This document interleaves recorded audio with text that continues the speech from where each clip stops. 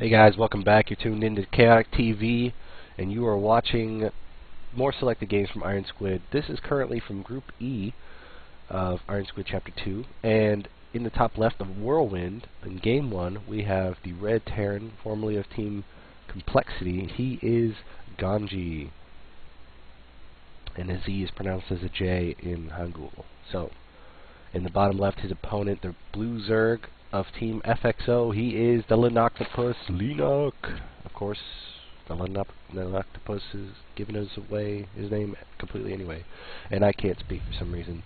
We're on Whirlwind, which is a heavily favored Zerg map, just because they can get a large amount of bases relatively easily and safely. It is very open, so they can flank with little difficulty, and some players have taken this map to mean that Terran are kind of SOL. You know, they can either go for a biocentric play, which gets locked down by infestors, or even Lingmuta Bane.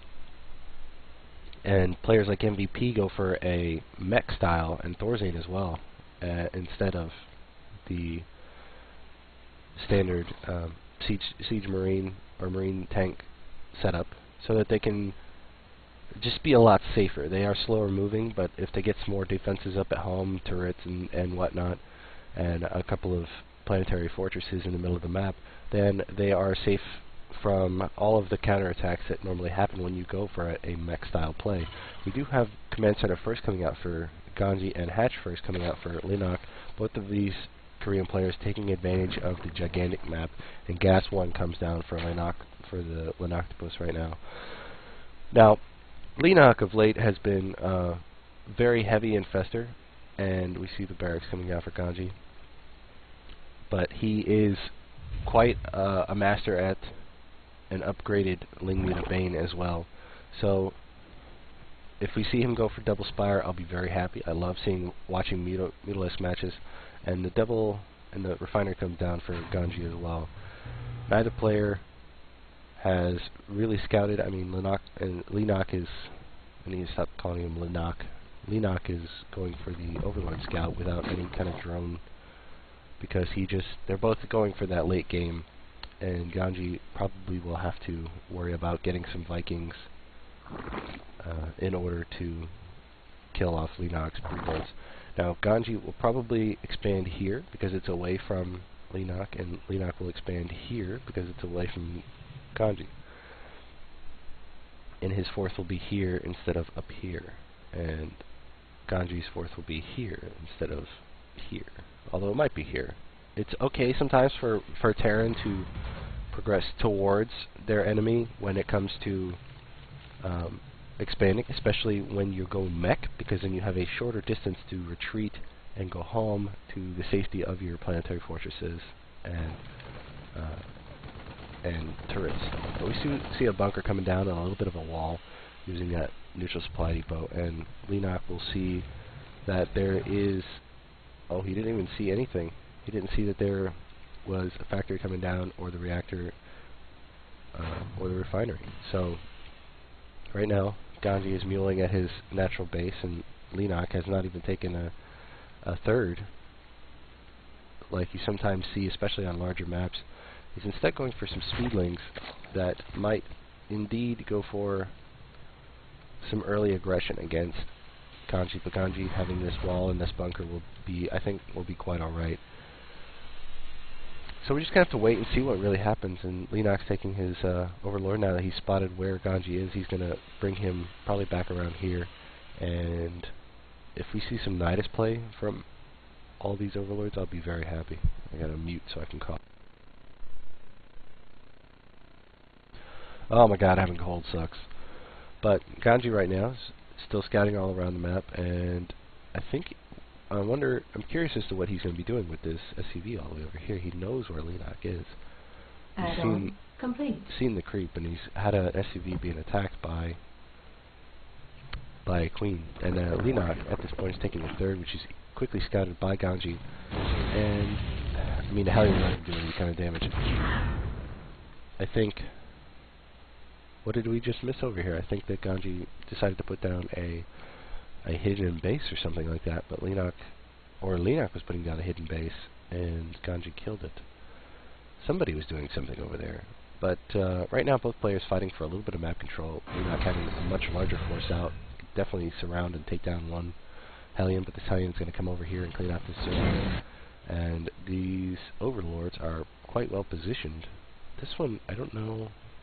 I'm assuming that that one can be seen from the ground, having its bum out over the edge. But this third orbital command will definitely help him saturate this base and taking gases 3 and 4, as well as Leenock's taking 3 and 4. And going for the mid game quicker than the early game, and we just kind of see both players skipping over. We do see a Baneling nest coming down for Leenock, so we might actually see with this relatively early layer some mutaplay coming out. The macro hatch being farther forward than we normally see. Normally see it in the main base. Might mean that he's going to reinforce a lot, just a tad quicker. But mutiling Baneling coming out of Leenock, and I would be quite alright with that. Now we don't see any units being produced from Ganzi. He's just upgrading right now. He's getting stim pack, he's getting Terran infantry armor, so he's going for a biocentric play right now, getting out one Viking and one medevac. He's already planning for that late game, and he's going to clean up the map of all of these overlords with that Viking. Since Leenock's going to be on for Baneling, then we will definitely see those Vikings come into use against the Vikings. But with enough Ulysses, even like 4 or 5, you can take out a Viking or 2 without really any kind of difficulty, because Vikings do a little bit of splash damage, but only if you're really, really clumped up. Pardon my sniffle. I'll have to edit that out. So, Leenock taking the map control, and Ganzi moving over to this third base with Leenock about to scout that. That is some incredible timing by Leenock, and he's got plenty of Marines here to kill off all of these Zerglings.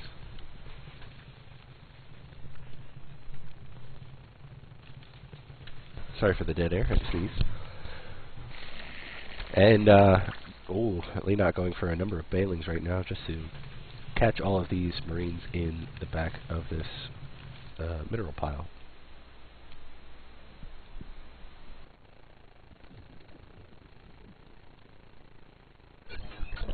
And we see the Ling and Baneling moving forward, and all of these Marines will get surrounded and die. And these Banelings will do what they can to kill all of these brand new mules. And this third base might have to just lift and get out of here before he can do any sort of decent mining. Now, Leenock is doing a great job spreading off his creep all the way around the map. He's already about towards where Ganzi might put his 4th, and he's burrowed Lings underneath Ganzi's 3rd, so he's going to have to move out with another force scan, and Leenock might take that time to just send in another group of Lings and Banes and kill the force that kills his Zerglings. And then just keep plopping down Zerglings underneath it. So we see a number of more barracks coming out, more reactors, so he's going to go for a heavier Marine style than throwing in some Marauders, especially against this mix. It's probably better because he can split easier, and they have a lot higher DPS against generic units rather than Marauders, which are mainly towards anti-armor. More Banelings coming in. Indeed, as I said, he's probably just going to bust up here again and try to continue dwindling the forces, but we do see the first mutas coming into the base of Ganzi, trying to pick off this reactor on the starport that's oh so important, but these Marines are definitely coming in, and there's not enough mutas to kill off those Marines. That number of mutas can kill off a number of Vikings, but not a number of Marines. And across the map, you see all of these Marines getting surrounded by these Banelings and Lings, and the mutas coming in from behind it, already losing a number of them. No target fire on their mutas, but we just try to stay away from the Marines, and the mutas are taking out a number of medevacs. So Ganzi he kept his reactor, thank goodness for him, and Leenock has taken out a number of Marines and just is keeping up the pressure on Ganzi.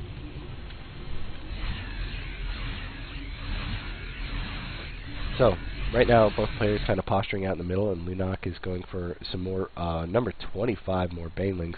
He's going for a huge amount. He probably needs another hatchery just to keep up with the larva, but he's got enough queens going down right now just to continue the larva injects, and these medevacs are going to see everything, and this is a huge amount of SCVs about to get hit by all of these banelings. Look at the destruction of all of those SCVs. 21 workers killed by Leenock.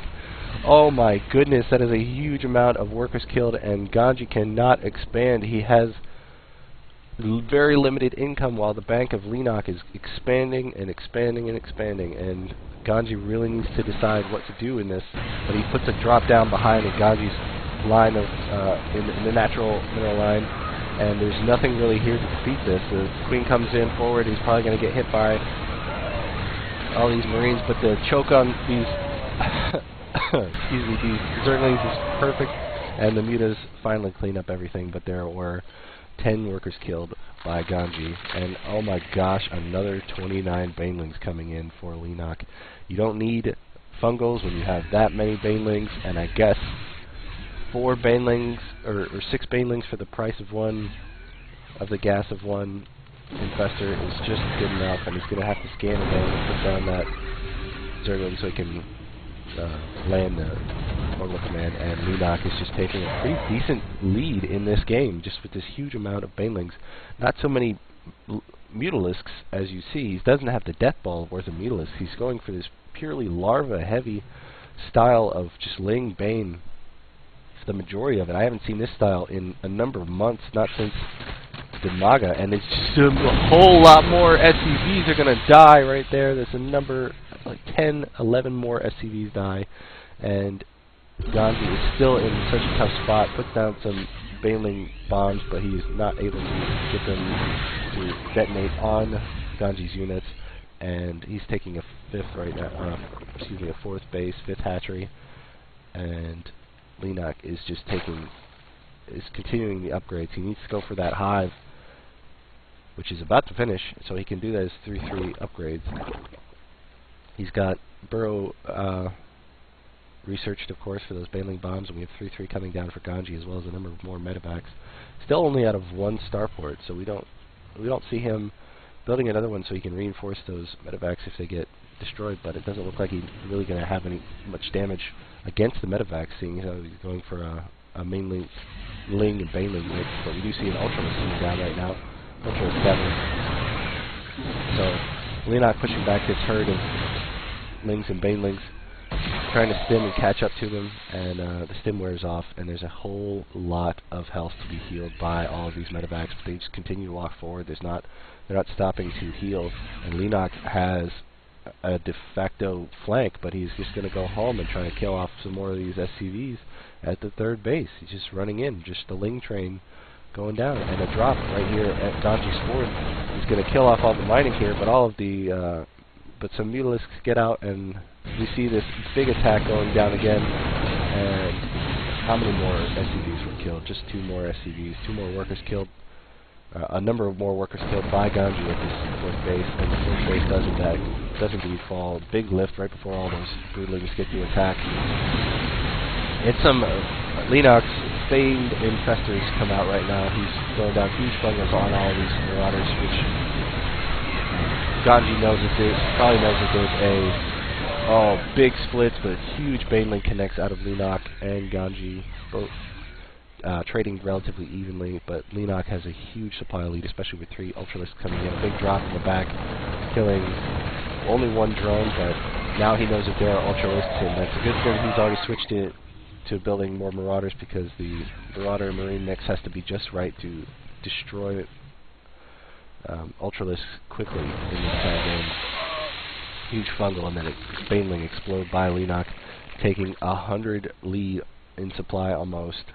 Right now, currently 82 lead, and Ganzi is kind of SOL. He's got only 2 bases mining, where Ganzi's got 3, or he has 2 himself, but he's getting 4th right now, and he's remaxed all the way. He's coming in for a huge attack on the newest mining base of Ganzi. He's been fighting for it the entire game, and I think this might be the death knell for Ganzi. Big pre-split already, but there's the infestors creeping up behind. three of them almost full, one full complete infestor. Big bungle gonna drop right now, and the banelings are rolling forward. No splits on anything, and they just did kill almost the entire Overlord. Big explosion right there from Baneling. There was a bit of a flank by these three Ultralisks, one getting taken down completely quickly, and Ganzi holds, but I don't know for how long. Now all of these reinforcements are streaming across the map for Leenock. We have how many Ultralisks on the map right now? 8 Ultralisks and 5 Infestors and 18 more Banelings coming in, and those are the only ones on the map. So the bank right now is heavily in favor of Leenock, and too much gas for Ganzi. He doesn't really know, he can't really spend it all, being a biocentric play. It's not like he can go for heavy Ravens at this point and try to do some super missile explosions. But we see this huge attack coming in, our big bungles on all of Ganzi's unsplit army. There's splash damage from the Ultralisks doing a huge amount of damage, and there's now another 80 supply difference for Leenock, and Ganzi taps out in game 1 of this series. So on Whirlwind. Again, this is a very Zerg favored map, and we will see what happens in game 2. Can Ganzi come back a game, or will Leenock take him out 2-0 in just a second? Cheers.